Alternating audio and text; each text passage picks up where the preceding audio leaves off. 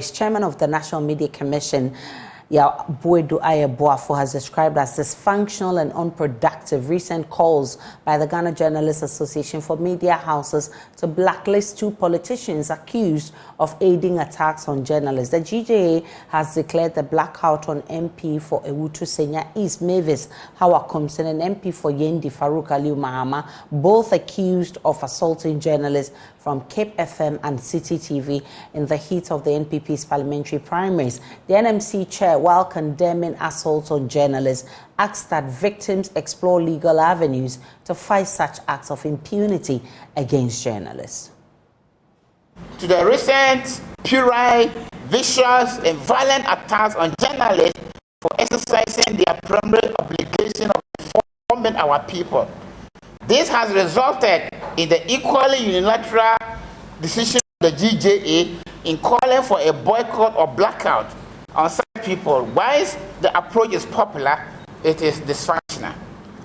Many years ago, I courted displeasure when the Ashanti Region chapter of the GJA issued such an order against the Vice Chancellor of KNUST, Professor Ellis Otu. As is usual with some of our journalists, my dissent was taken as being too known. I was taken to the cleaners and described in very pejorative ways as a turncoat, infernal, treacherous, traitor against journalistic interests. I still hold the position that whilst it is disheartening for journalists to be attacked violently, the unilateral resolve to black out or boycott is not the most productive reaction. We cannot fight impunity with impunity. I will support any effort to ensure that justice is done against all such deviant acts, rather than blackout or boycott. We must follow the rule of law and the due process. Condemning such acts is in order, but not the blackout or boycott. GJA President Albert Dumfo has, however, expressed shock and disappointment in the comments of the NMC Chair. He describes the posture of the NMC Chair as unfortunate, explaining that GJA exhausted all relevant processes before issuing its directive. What the NMC done to promote and ensure independence of the media and the freedom of the media in this country? You abandon your call for your constitutional mandate, and a journalist, a veteran journalist for that matter, who's part of us, because today you are heading a state institution or a state organization which is supposed to be independent, will now disagree with a entire media body. We have 500 bodies that came together to take this decision. So if you disagree with even GJA, you disagree with, are you saying you also disagree with Media Foundation, disagree with GIBA, disagree with Primpack? It is we don't even know what we are doing. And it's unfortunate that this comment it is the responsibility of the NMC to provide a enabling working environment for journalists to thrive. After that, we see NMC sanctioning journalists, media houses, go and apologize, go and do this. One at all as the NMC sanction perpetrators of attack on journalists. He will tell you that he will say that all this report didn't come before them. Meanwhile, during the invasion of the UTV studio, nobody reported to them. They were the first people to issue the statement, but nobody reported to them. When politicians, government officials attack journalists, you will sit down there and say you are waiting for a report to act. As NMC, which is supposed to protect journalists.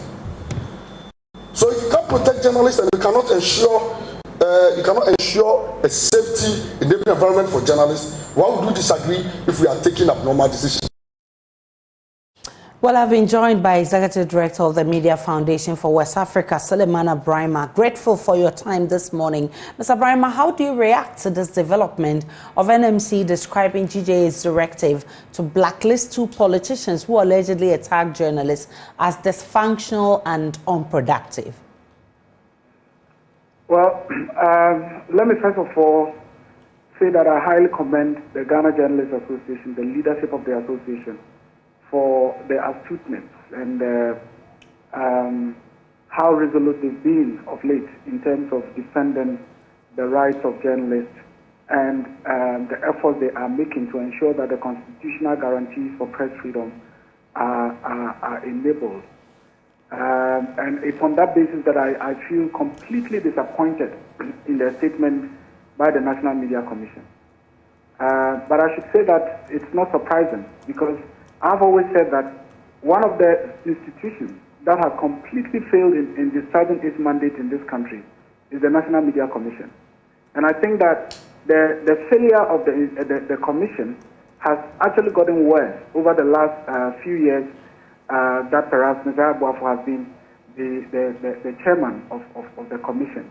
I mean, as the GJA president said, what has the NMC been doing in terms of the constitutional mandate to ensure the highest journalistic standards and promoting press freedom in this country? It's almost absolutely nothing.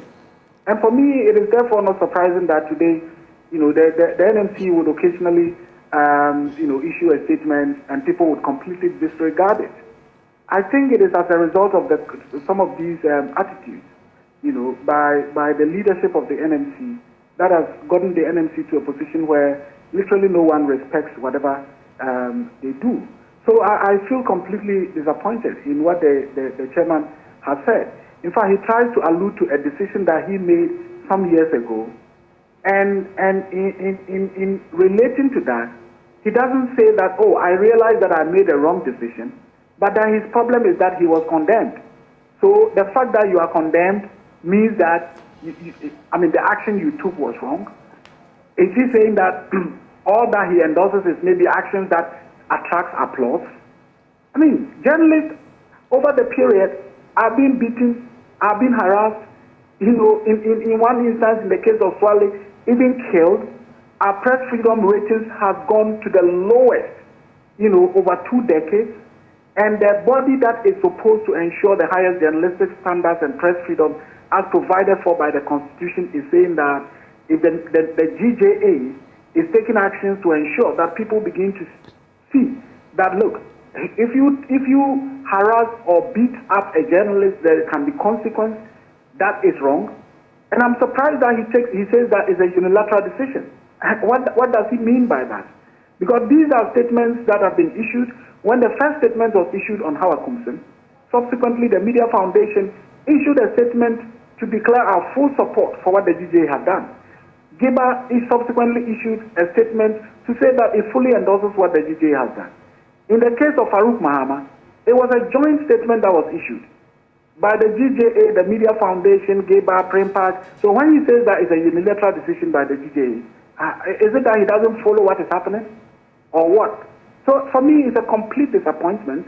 But like I said, that is why perhaps we've gotten to a point where they've run down the National Media Commission to a point where no one respects it anymore. Given that, all the issues we've reported to the police have really not yielded the outcome that we want, or the justice for these journalists who've been attacked over the period, ideally, what should be the way forward in resolving the unwarranted attacks on journalists, going about their duties? Well, I think we've gotten to a point where all arsenals must be deployed. As a regional organization working across West Africa, we don't normally take these decisions lightly in terms of issuing an open statement to endorse whatever the GJA has done. In the past, if you recall, there were people who were even thinking that the Media Foundation has issues with the GJA. The Media Foundation is trying to undermine the GJA and so on and so forth. And it was because we had a leadership of the GJA at the time that wasn't assertive, And so, given that we are at a point where impunity in terms of abuses against journalists is becoming the order of the day, we have to deploy all arsenals. Of course, the police administration remains our law enforcement agency, and whatever happens, we have to report to the police, as has been done in both instances in terms of Howard Kumsin and Farouk Mahama. We have to, as and when it is possible, resort to legal measures, and that is not out of the way. And in fact, what the GJA has done is part of what has to be done. to draw attention to the fact that, look, journalists cannot be just beaten, and then when they are beaten, the NMC is saying that when we issue a statement, that is enough. We've been doing that over time. And people have been saying, oh, but well, after statement, what next? Oh, after statement, what next? And you are saying that you are satisfied with the fact that, journalists are beaten, statements are issued, and then it hangs on there. The NMC was charged to manage the coordinated mechanism on safety of journalists. As we speak, what has happened? In fact, some of us fought against the idea of it being hosted directly by the Ministry of Information. And I can say that it is part of the agitation that some of us put out that resulted in the ministry agreeing that, look, okay, this thing should go to the National Media Commission as we have advocated.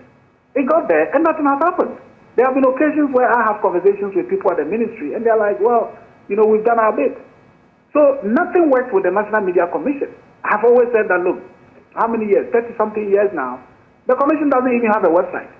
You have a chairman who has been an editor before, has been a managing director, a senior person at Graphic before, has been a GJA leader before, has been executive secretary of the National Media Commission before. Till date, as we speak, if you want to know who are the commissioners of the National Media Commission, there's not even a website for you to go to.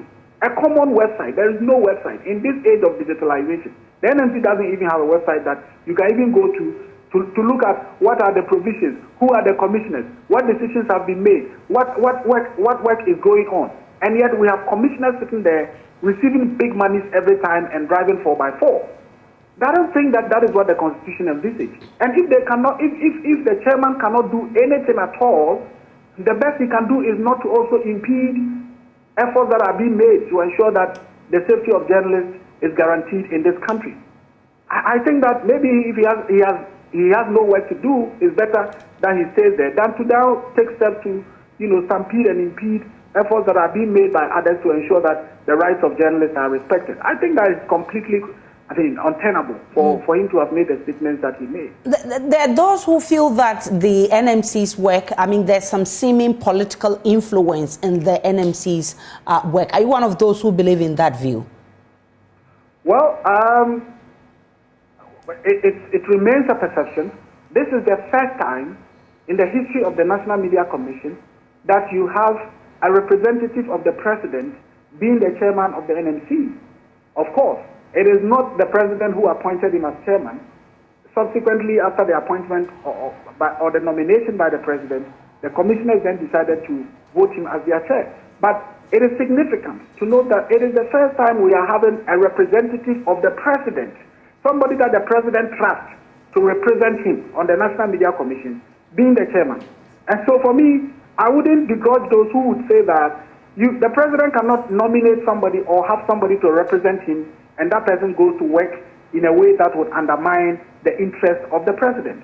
And so for me, the current leadership of the NMC, particularly the chairman, should know that he has everything to do to prove that the fact that he is representing the president does not mean that he is working in the interest of the president and his party. But if he goes the way he is going, then of course it further entrenches that perception that, well, he was put there by the president and he was voted as chairman and he must do what is in the interest of the president and his party. And I believe that, as I said, he must begin to do things, in a way to prove that he's not just there to work in the interest of the government and the president who put him there. Otherwise, I think that we can only get to a point where we would all believe that when it is about the government and party people, MPP party people, then, of course, beating up a journalist requires just the issue of a statement. But maybe if it is against an opposition person, then it is fine. Because people would say that if these blackouts were issued against certain functionaries of the NDC, perhaps his tone would have been different. And I don't want to say that I would believe that, but he must begin to act in ways that would not create a perception that he's working just in the interest of the president and the party. I'm grateful for your time. Sman Brehze is Executive Director of the Media Foundation for West Africa. Let's go.